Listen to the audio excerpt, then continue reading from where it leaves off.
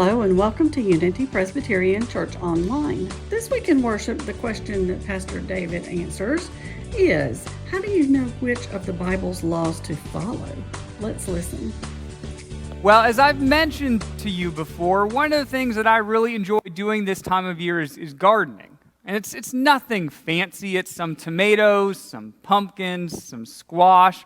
But the other day, I popped my head out the window and I noticed I had an unwanted visitor in my garden.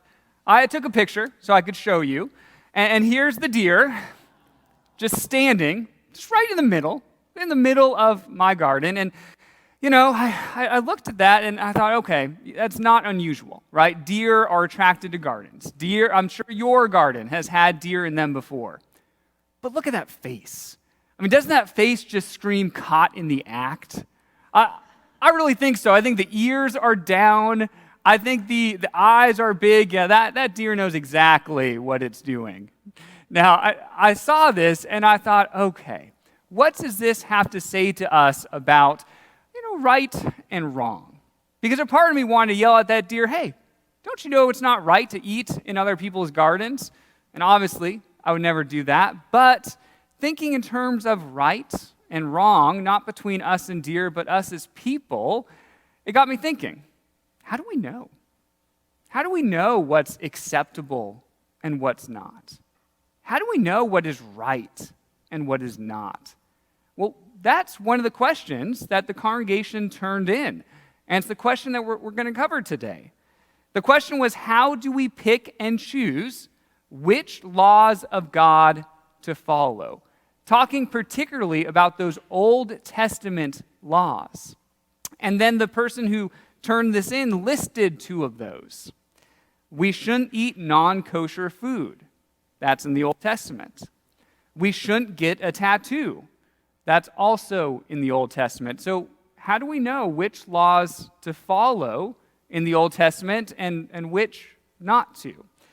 Now, if you've ever read the third book in the Bible, the book of Leviticus, you know that the Old Testament has a lot of laws.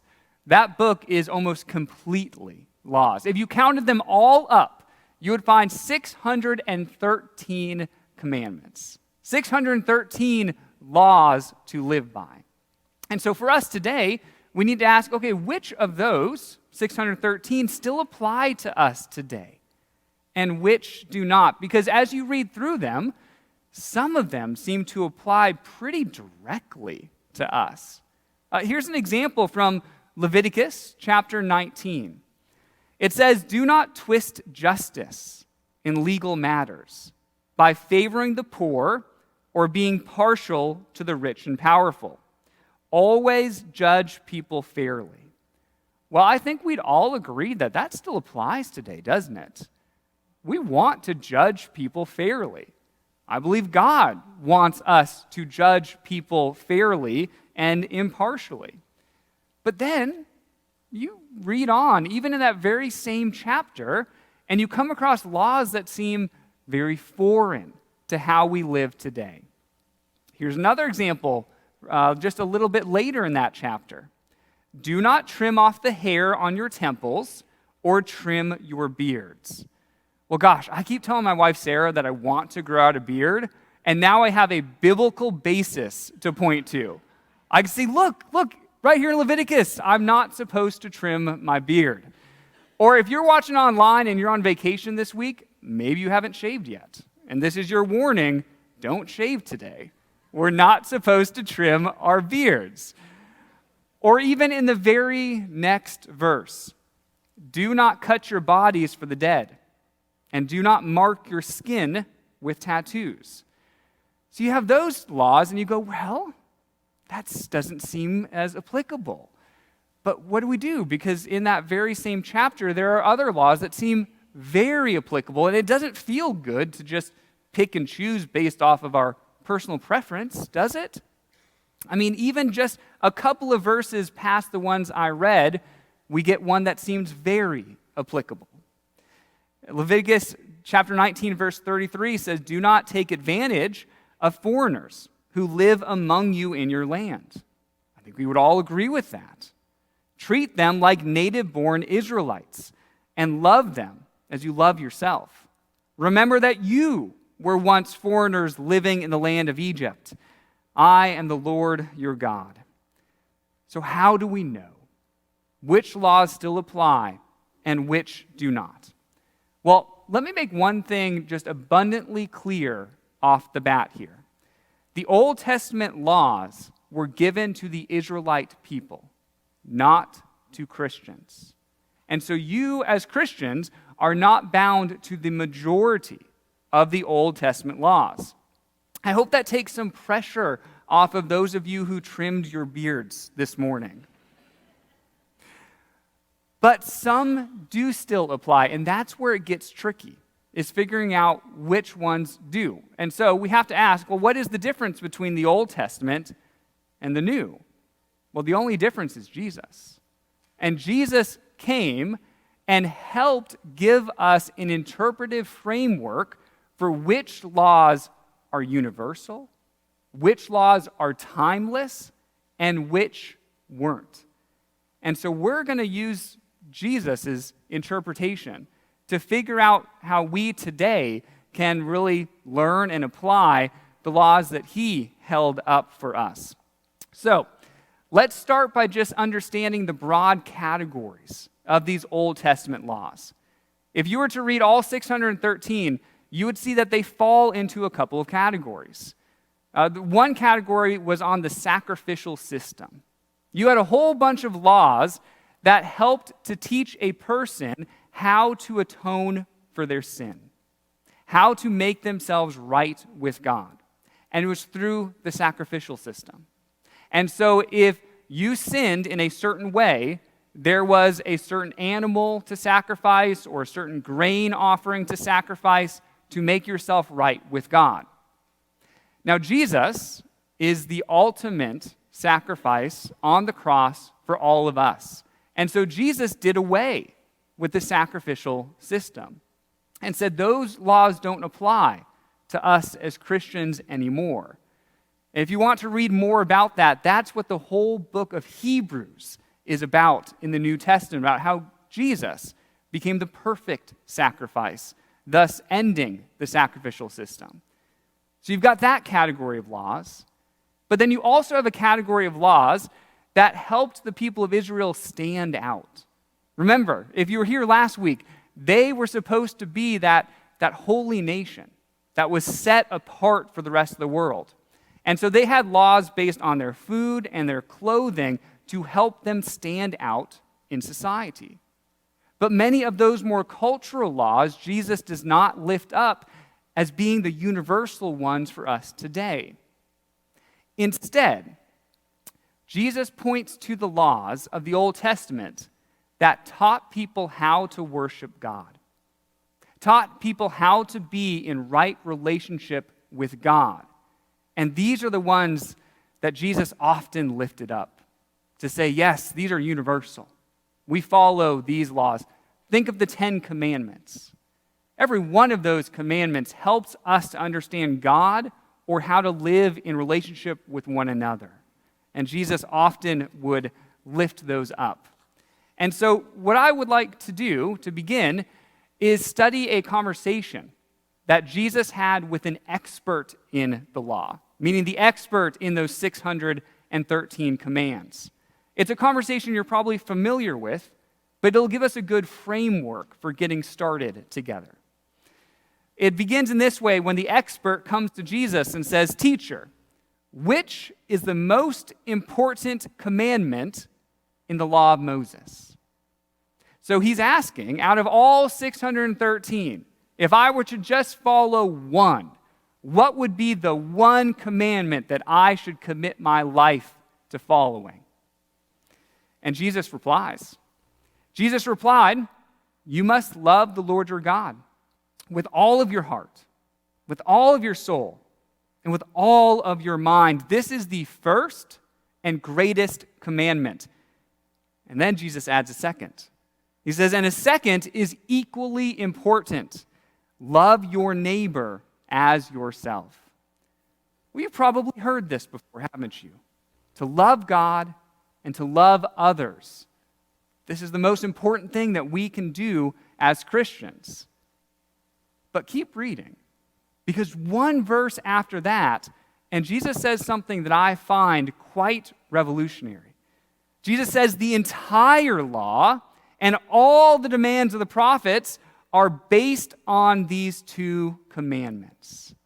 In other words, every command, every law in the Old Testament should help you either love God or love others more fully.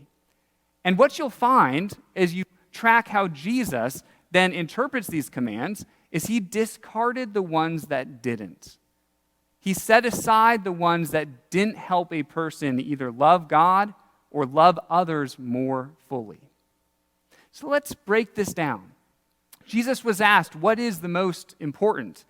And he didn't make up a law. He quoted a law from the Old Testament. To love the Lord your God with all your heart, soul, and mind, that comes from Deuteronomy, chapter 6, verse 5. And then he says, and also, love your neighbor as yourself. Again, Jesus is not making this up. He's choosing a law from the Old Testament. That comes from Leviticus, chapter 19, verse 18.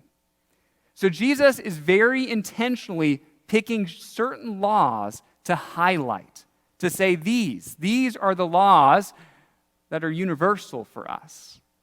And I find it equally interesting to look at the laws that Jesus didn't choose.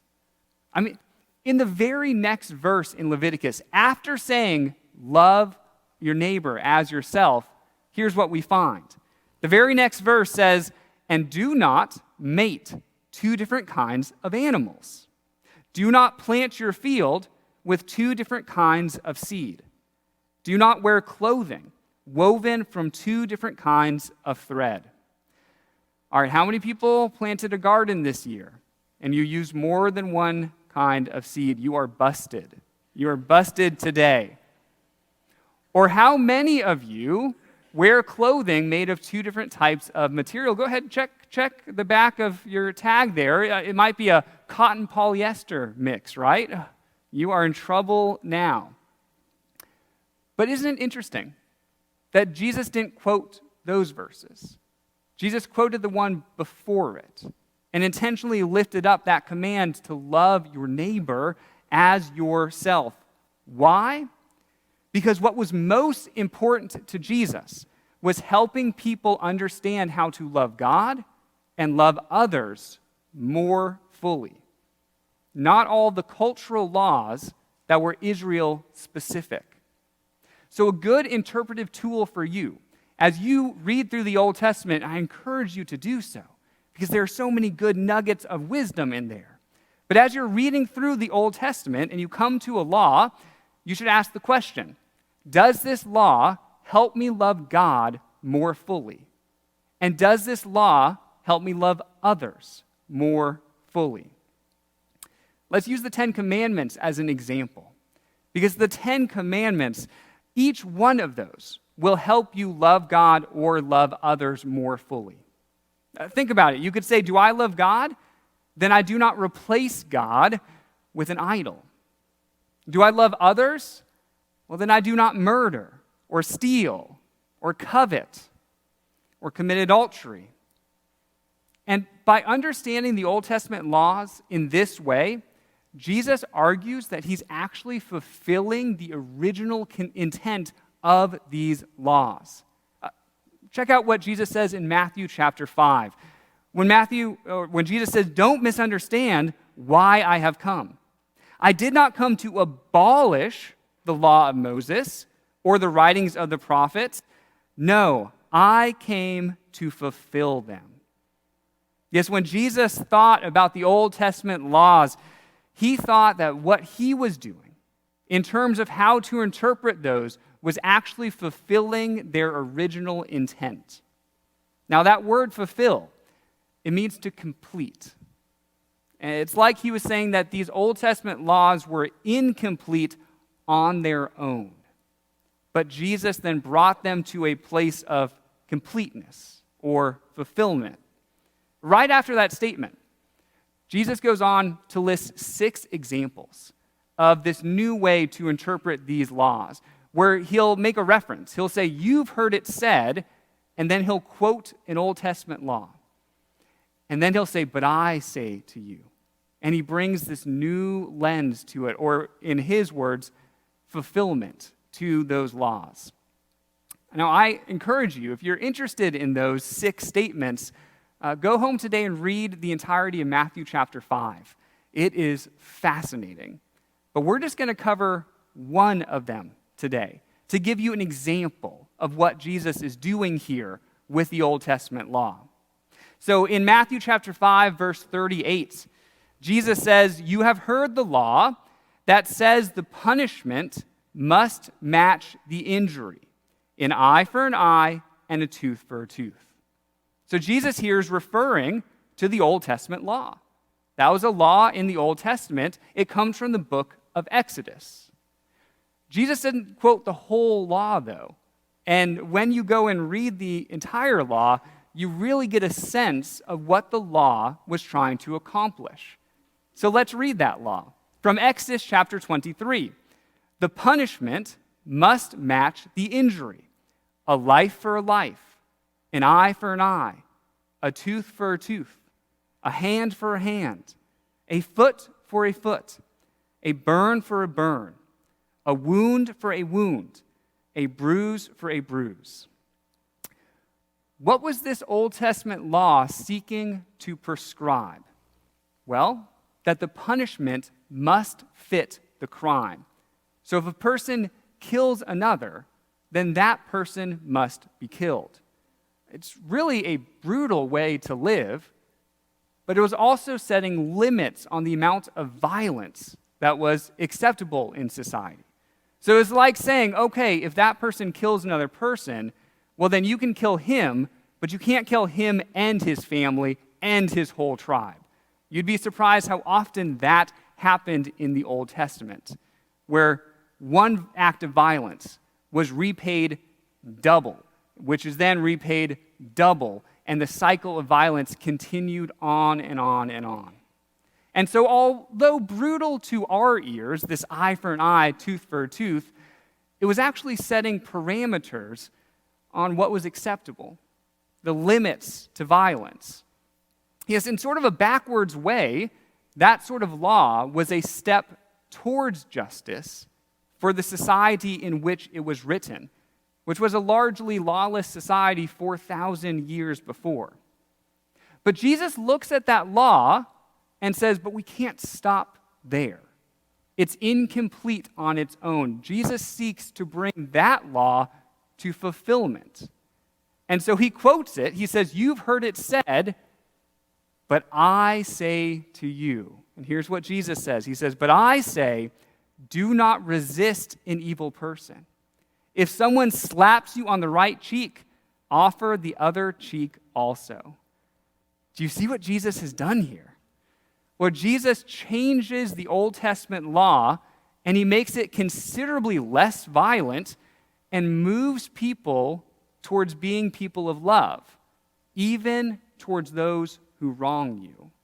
And by doing this, Jesus is arguing that he's actually fulfilling the original intent of the law, which was to bring a sense of justice into the world. It's like Jesus is saying, okay, when you want justice, don't follow the more primitive form of justice in the Old Testament, which was a step in the right direction, but instead, if someone wrongs you, forgive them. And choose nonviolence as far as it depends on you. In Matthew chapter 5, there are 6 times where he does this. 6 times where he tells the people, "You've heard it said," and quotes the law, "but I say to you," and he changes it. He brings us a step forward in progression towards what he calls fulfillment. Because in Jesus' mind, all of the laws of God are there to help you become a more loving person, both towards God and towards others. Now, what I find really interesting is that Jesus said this, and it shocked the entire system. Nobody was thinking this way. You either followed the law or you didn't. And Jesus really changed how the law was to be interpreted. And so Paul, who wrote after Jesus, he saw the effects of what this did to the whole system. And he wrote about that. And I think it's really interesting about what happened after Jesus really changed the system here. And so I want to look briefly at something that Paul wrote to the church in Ephesus, where in this time frame, you had Jews who were governed by Jewish laws, and then you had Gentiles, and Gentiles being everybody else. And they were in conflict with one another. But here's what Paul thought that Jesus accomplished through his words. In Ephesians chapter 2, Paul says, "For Christ himself has brought peace to us. He united Jews and Gentiles into one people, when in his own body on the cross, he broke down the wall of hostility that separated us." Paul says that Christ broke down the wall of hostility, to which we must ask, okay, well, what is the wall of hostility? Well, it was an actual wall. I want you to picture the temple for a second. The temple in Jesus' day in Jerusalem was the most holy place that you could be if you were Jewish.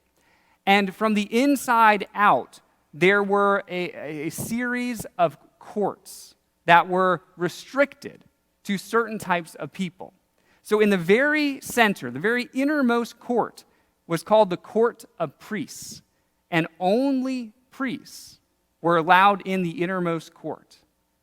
And then you went out a little bit more, and you had the court of Israel, and any Jewish male was allowed in that court, the court of Israel. They couldn't go in the court of priests, but they could go in the court of Israel.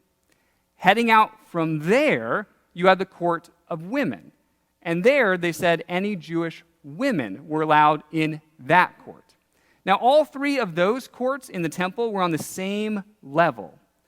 After the court of women, there were 14 steps that descended downward, and they ended in a giant stone barrier, an actual physical wall that then divided all of those inner courts from the court of the Gentiles.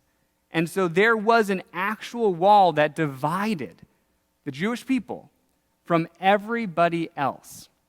And there were actually inscriptions on those stone steps. Many of them were found. One of them in 1871, here's what this inscription on the step said.